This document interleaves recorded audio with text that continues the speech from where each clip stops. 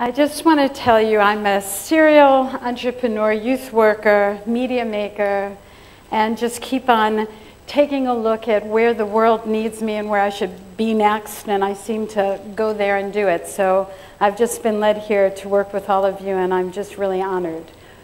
I also want to tell you that I think that the world is in a bit of trouble and needs our help, seriously.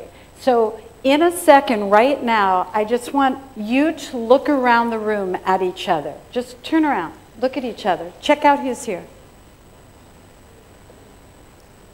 You can turn all the way around, look around.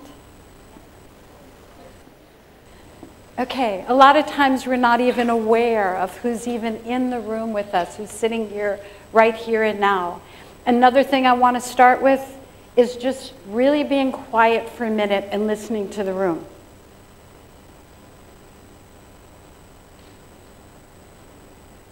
And now listen to who's listening. Did your awareness change? When you listen to who's listening, there's suddenly something else that happens.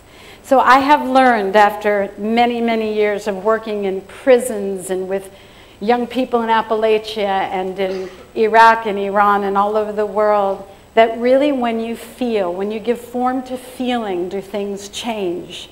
When you really open up wide enough to not be afraid to listen differently, and also most importantly, step out of your comfort zone. I mean, I have been in prisons with young people, and you know, you kind of say, hi everybody, would you come and make a circle? And it's like, no, I don't think so. And then you think, if you know what you're going to do when you get out of this room in prison, can you please come stand next to me? And I get a perfect circle just like that. Think differently, think out of the box. We're so taught to do this way. When you let yourself have permission to think differently, amazing things happen.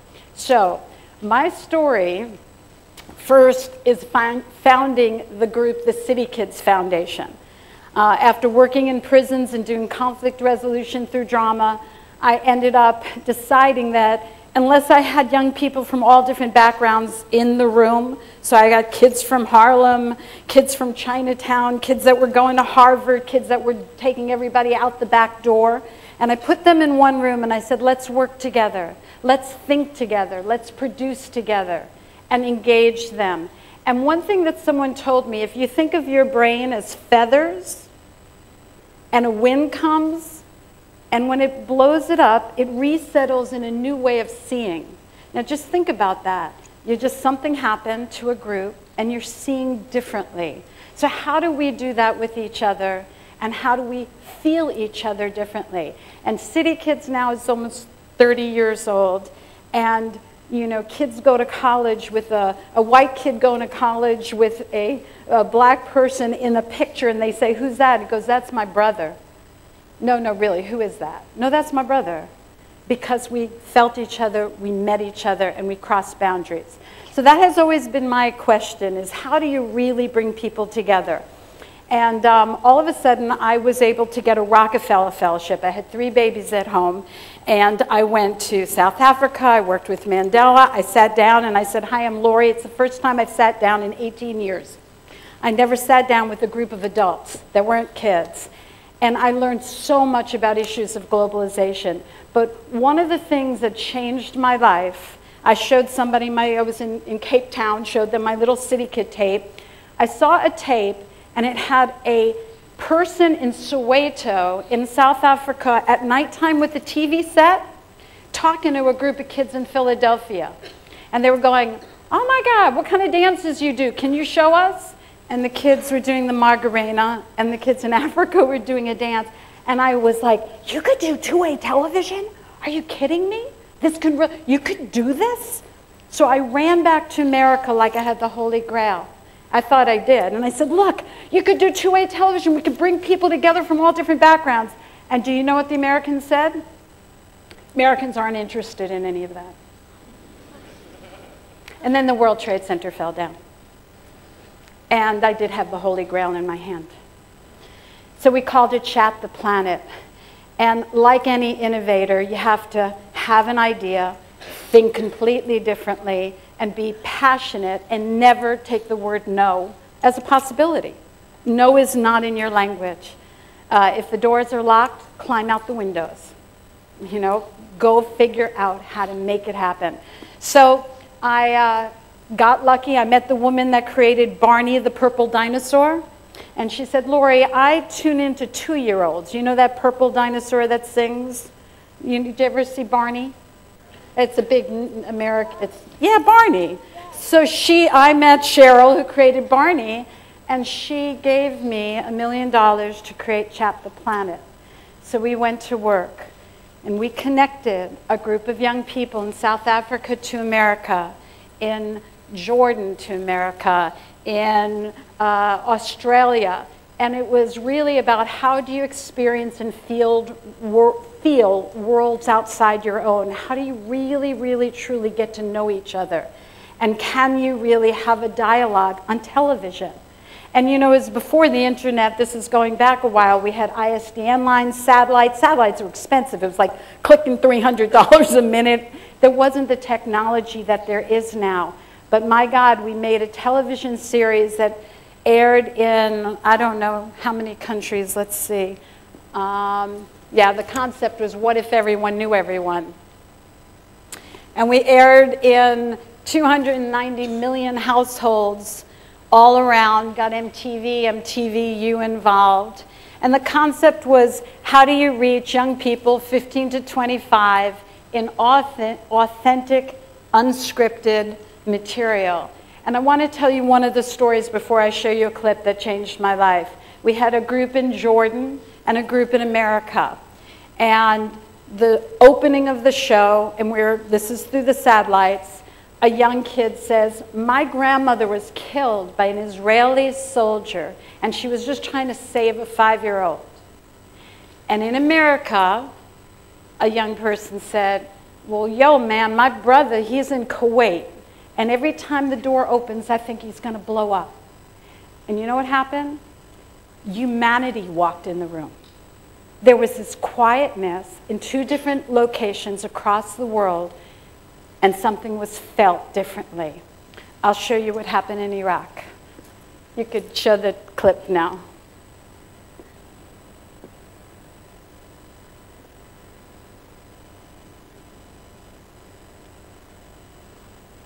You guys have it? Yeah. He's putting it on, the DVD. Do you know how it feels to see your young brothers crying in the night because of the sound of the bombs? I mean, that's a terrible feeling. None of us deserve to go through these feelings, neither the Iraqis or the Americans or anyone. Kicking out Saddam was a good thing, but the way they did it, it wasn't the right way. Do you guys really think that what your army did here in Iraq was the ideal solution for the problems that Iraq has been suffering from under Saddam's regime? Was it the ideal solution? A war?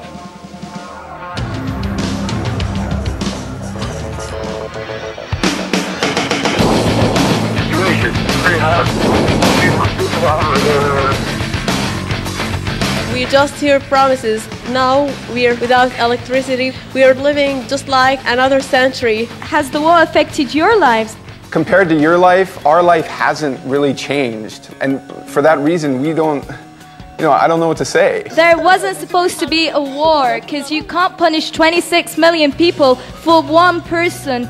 Saddam is not Iraq. You can't punish Iraq for Saddam. That's not right. For me, my problem is that I don't know what to do. I would love to help you. I would love to do something, but I can't. Like, alone, I can't do anything. Why do you think Bush came to Iraq? Bush came to Iraq because he felt like Saddam Hussein was dangerous. Why is all the ministries destroyed except the Ministry of Oil? Well, I think that makes sense because the economy is based on petroleum. I mean, don't try to twist things. The oil supply needs to be, protected. Just the oil supplies? Do you think oil is just the most important thing? Well, economic resource. It's necessary to build. More important than people?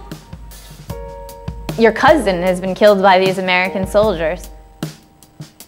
All these holes been through him, full of holes. I mean, just look, the blood, look. You're losing someone you love. He's my cousin. He's not very cheap. He's so expensive for me. My cousin became a cost of war, so he's the cost of freedom. Do you feel that you have freedom now? No. Well, some sort of freedom. No. At least. Are you guys mad at the American kids or people like us?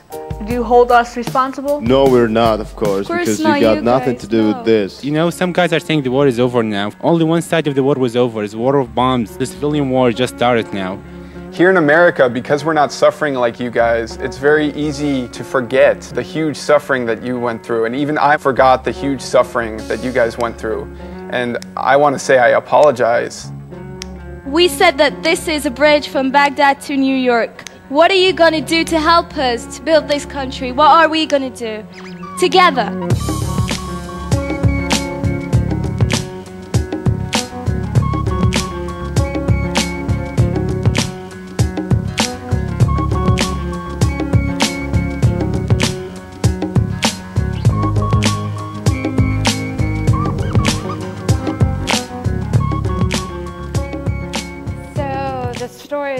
Is really stunning.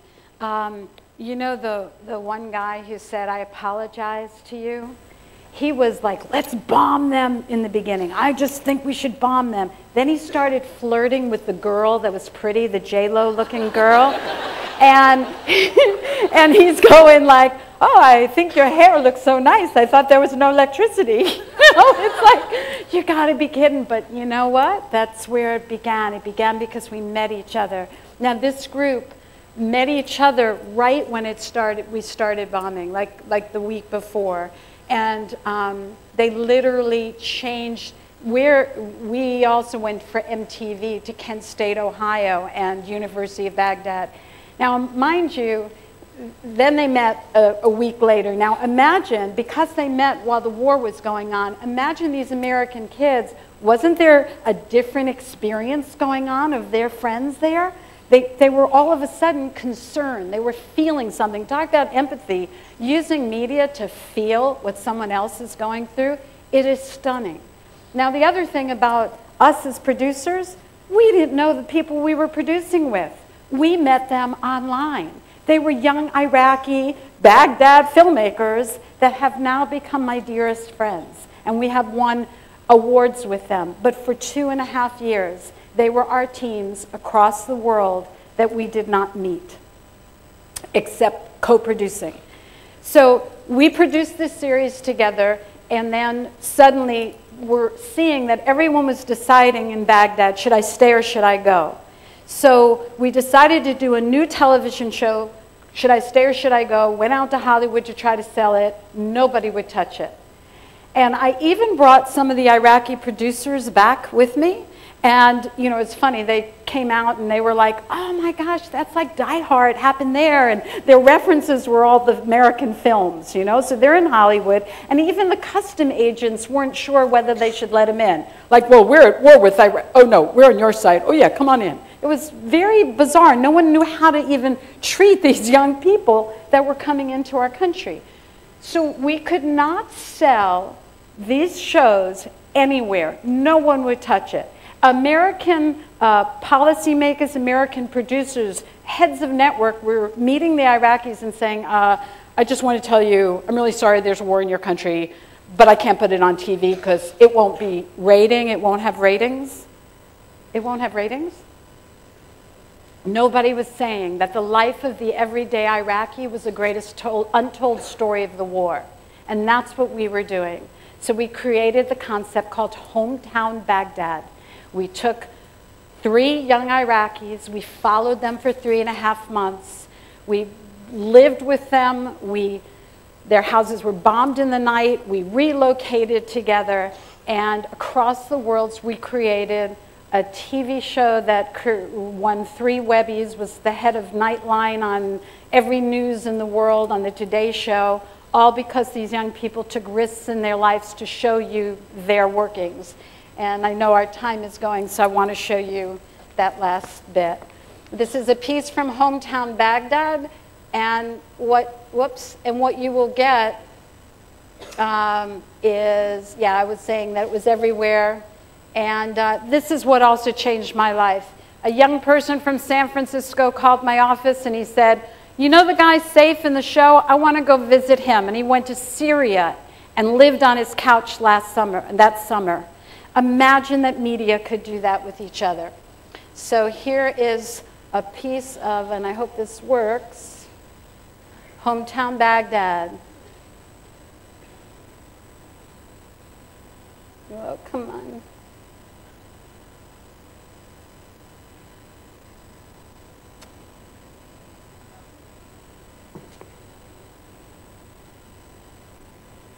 Okay, I need your help again. What happened? There you go. Needed your magic touch. You'll hear a little bit. You'll hear a little bit of sound. It's because the generators were on when the electricity would go down. My second son. Oh, this isn't it. I like him as I like all my kids. They are all very good assistants. He used to sit with me when he was young on the table near me while I'm cooking, and he used to learn how to do things. Ask me always. She's the best cook ever. You can never find a woman like her cooks the way she cooks. So much. So always he encouraged me for everything I do. Very much. Both of my parents are doctors. I got brother who's older than me, and I've got younger sister. We live as a family in one house. We always discuss what happens during the day, and that's enough. يعني هاي منشورة مزعجة. يعني ولد هو من ذيك المنطقة يعني يقول منشورة بالضبط أنه تقول المي بارد والثلج الخلط بين الخيار والطماطم. In some areas now this salad is forbidden because of some radicals, and now we are eating it. ممنوعة أو محرمة خلينا نقول أي من قبل دول المتطرفين.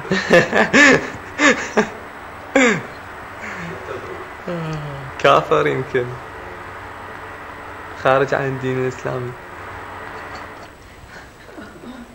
حبيبي. Okay, it wasn't the exact one I want to show you, so let me go back to one more and see if we could get the other one. It's called Iraqi Man. You have to go back to the tape.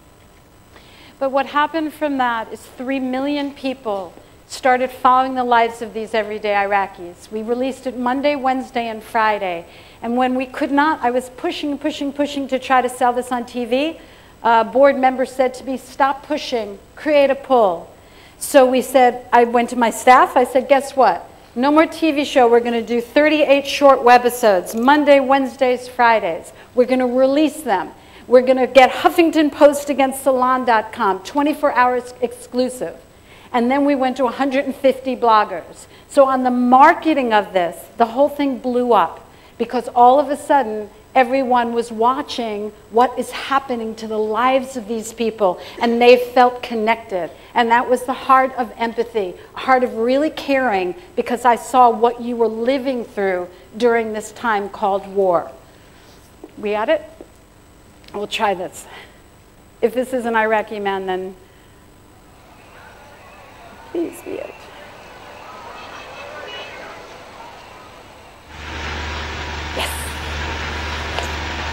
I will show you this sculpture. Its name is Iraqi Man. You have to come over here. This is the Iraqi Man. You can see there is no symmetrical face. This has a swelling, and this one has atrophy. And you can see no eyes, and the neck. He's very thin. Yeah, thin, too much thin. And he's sleeping on a rock. Yeah, his pillow is that stone. And he's resting on a stone that's crashing his head. And he's the Iraqi? Yeah, this is Iraqi Man.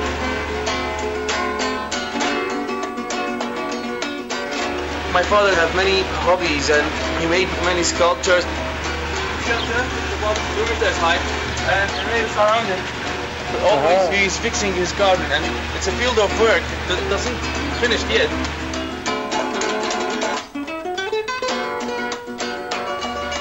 Most families trying to let out of Iraq. But when a person is living 67 years, just like my father, he can't leave his country. He loves his country. Yeah, he loves his country. But you know, we have to leave Iraq, as I'm a young man. So I'm going to Egypt and stay about 1 year there to get the hell out of here. As you This is your bag. How do you feel leaving Iraq? Maybe we'll see each other in far future, or maybe we'll never see each other. Unfortunately, I think it's a hard thing because all friends are suffering from such thing. You are so dear to me, and I think when two people have such harmony, then it's difficult, quite difficult to leave each other. I don't like to say goodbye to you because it's a bad thing.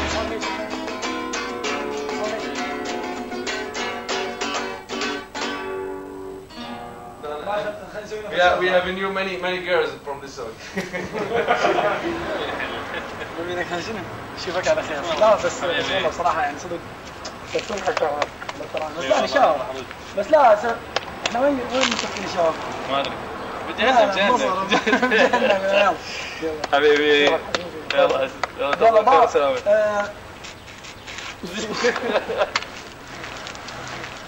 What do you want to say to the people who will see this footage?